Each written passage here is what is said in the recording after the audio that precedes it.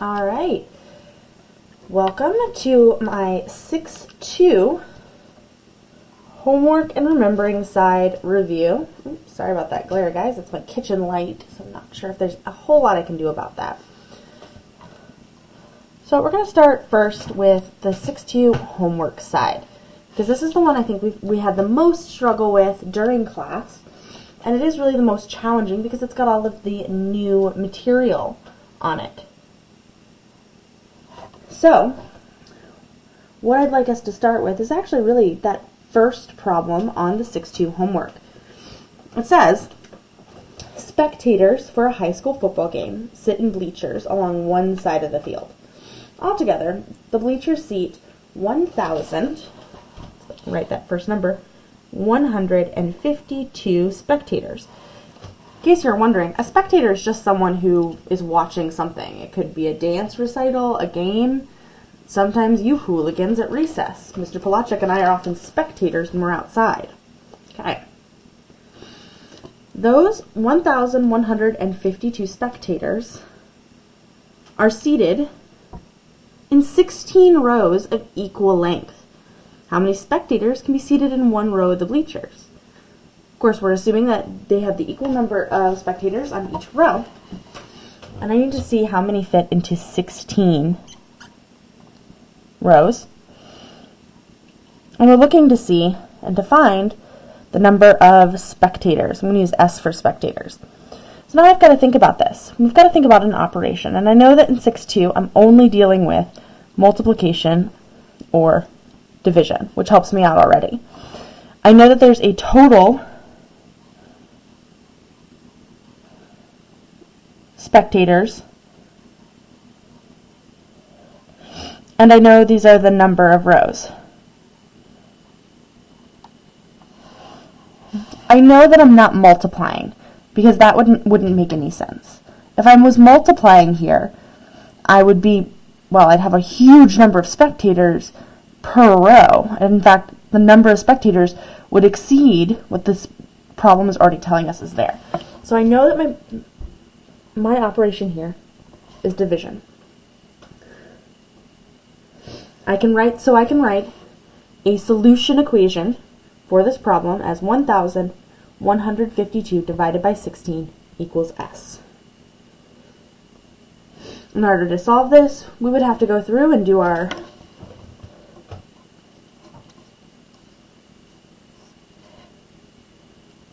division like that. And you'd have to do it the old school way. I'm not going to show you how to do that on this video because based on your guys' tests, you're showing me that you definitely know how to do that on your own. So I'm not worried about it. If you need help with dividing with double digits and into whole number divisors, please, please, please let me know. And we can work out some time, or I can give you some problems to practice, and I'll try posting a video on how. If you wanted to write a solution equation, we know that the variable is alone on the equal sign. A situation equation, the variable has a number with it. In this case, it'd be S times 16 would equal the total number of spectators. I know that this is a situation equation because my total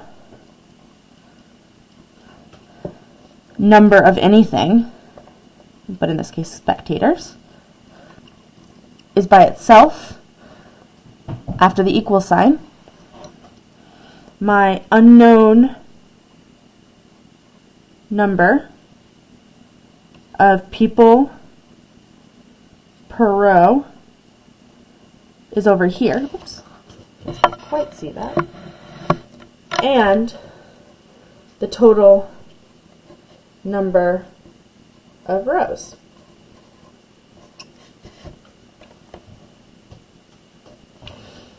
You can write it either way.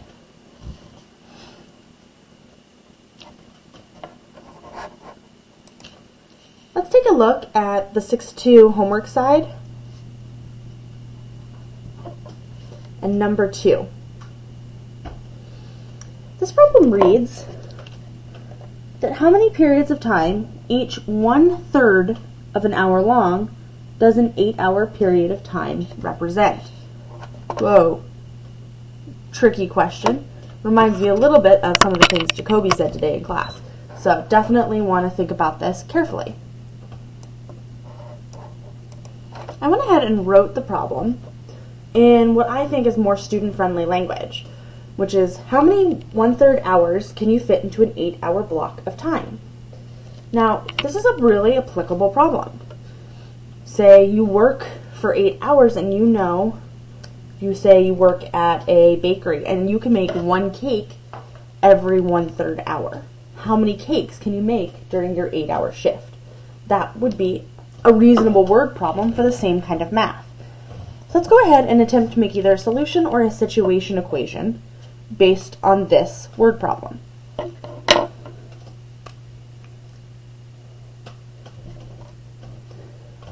So I know that I have 1/3 hours